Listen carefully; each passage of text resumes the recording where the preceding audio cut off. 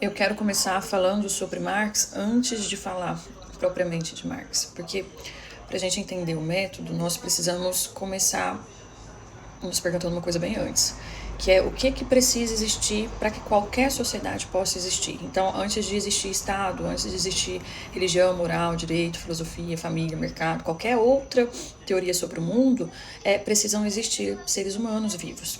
Essa afirmação, ela parece que ela é óbvia, né? Mas ela é uma das portas de entrada para compreender o materialismo de Marx, o ser.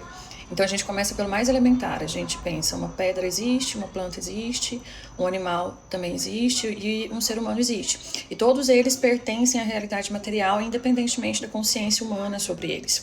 A montanha, ela existe antes que alguém formule o conceito de montanha, né? A gravidade, ela já atuava também antes que alguém formulasse uma teoria sobre ela. O nosso corpo, ele precisava de alimento antes que a gente soubesse explicar biologicamente o metabolismo. Existe, portanto, uma realidade que é objetiva, que não depende da nossa consciência para existir. E esse é o primeiro ponto para compreender o materialismo. Mas a matéria, ela não existe toda da mesma maneira. Uma pedra, ela existe, mas ela não precisa realizar nenhuma atividade para continuar sendo pedra. Um organismo vivo, sim. O ser vivo. Quando aparece a vida, surge então uma condição fundamental. O organismo, ele precisa manter continuamente as condições materiais da própria existência. Ele precisa realizar trocas com o ambiente. Então ele precisa de energia, de água, de nutrientes, de proteção. O corpo vivo, ele possui necessidades materiais que elas não podem ser resolvidas pelo pensamento. Eu posso pensar sobre comida durante horas, por exemplo. Eu posso escrever uma filosofia inteira sobre alimentação. Mas nenhuma dessas ideias, né, vão alimentar o meu corpo. Então a fome, ela vai exigir uma resposta que seja material, e isso faz a gente pensar numa questão que vai se tornar então decisiva, né? Como que os seres humanos respondem materialmente às necessidades da vida? Os seres humanos, eles também fazem parte da natureza, mas tem uma particularidade na maneira humana de produzir a própria existência. Então nós transformamos a natureza de uma maneira socialmente organizada. A gente aprendeu a plantar, a gente aprendeu a criar animal, domesticar animal, a gente construiu casa, a gente produziu ferramenta, né? A gente faz roupa, domina técnica, inventa técnica, armazena alimento, transmite conhecimento, e a gente faz tudo isso em relação com outros seres humanos. E é aqui que a gente pode começar a falar de trabalho, né? O trabalho, nesse sentido mais fundamental, ele é a atividade pelo qual os seres humanos transformam a natureza para produzir os meios necessários para a própria existência.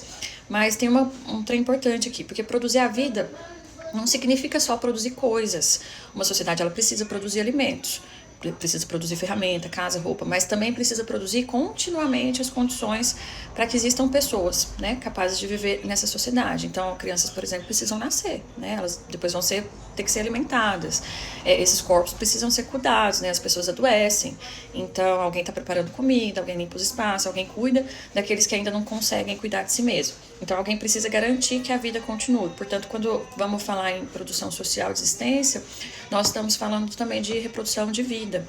E isso vai ser fundamental para compreender qualquer sociedade.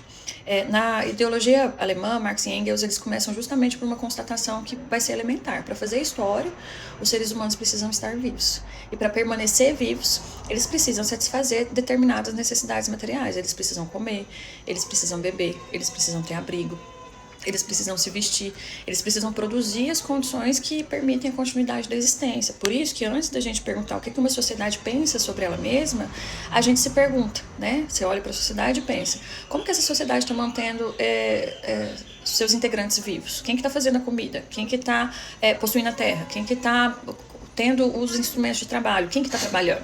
E quem que está se apropriando daquilo que está sendo produzido? Mas a gente também pode acrescentar outras perguntas que são igualmente materiais, que é se perguntar quem que prepara a comida, quem que cria as crianças, quem que cuida dos idosos, quem que cuida dos doentes, quem que realiza esse trabalho cotidiano necessário para que outro ser humano possa sair de casa e vender a sua força de trabalho. Essas perguntas, elas não estão fora da análise materialista, elas pertencem ao próprio problema da produção e da reprodução da nossa existência. Então, produzir a vida produz relações sociais. E aqui acontece uma coisa que é fundamental. Quando a gente produz as condições da própria existência, os seres humanos não produzem apenas objetos, eles produzem relações entre si. Se alguém possui a terra e alguém trabalha nela, você tem uma relação social ali entre esses dois. Se alguém possui os meios de produção e outra pessoa precisa vender a sua força de trabalho, que nada mais é que seu tempo de vida, gente. A gente vende nosso tempo, então a gente vende a nossa vida. Tem uma relação social. Se algumas pessoas são historicamente, por exemplo, responsabilizadas pela reprodução cotidiana da vida, enquanto outras são liberadas de grande parte desse trabalho, também existe uma relação social. Essas relações, elas não são naturais, elas têm história. E é aqui que a gente começa a compreender o que significa dizer que o ser humano é um ser social. Nós nascemos dentro das relações, dentro de relações sociais que já existiam antes da gente. Então, assim, uma criança ela não vai escolher a língua que ela vai falar, né? Ela não vai escolher o sistema de propriedade que ela vive, não escolhe a forma que a família dela está organizada, não vai escolher essa divisão social e sexual do trabalho. Ela não escolhe as relações de classe existentes previamente a elas quando ela nasce. Ela encontra um mundo social e historicamente produzido e ela passa a se constituir dentro dele. Da produção material até a organização da sociedade. Isso antecede a maior parte das nossas escolhas.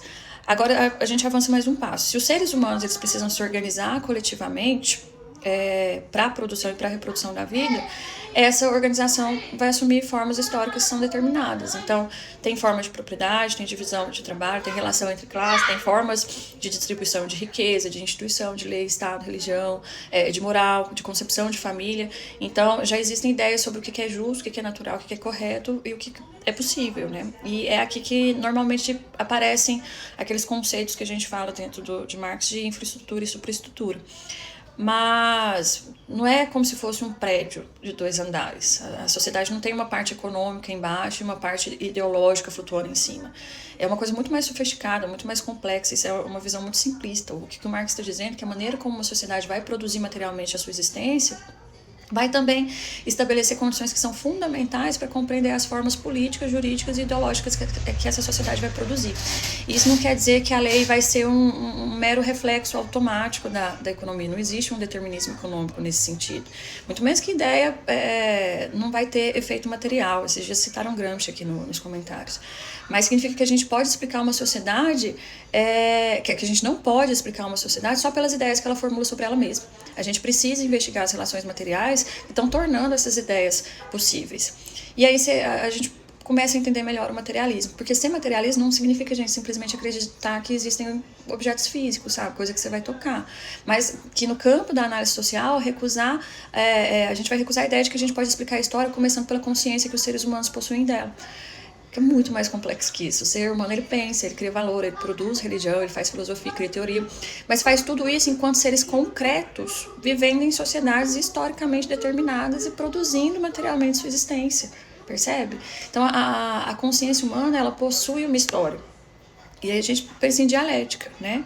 Porque a realidade que nós estamos investigando, ela nunca está parada. E aqui que entra, né, essa parte. O Marx ele vai encontrar em Hegel uma contribuição que vai ser decisiva. Ele compreende o real como um processo. Pode tomar aí, filho. Mas ele sabe que aquilo que existe possui história, que está constituído de relações. Tá, a mamãe já vai terminar.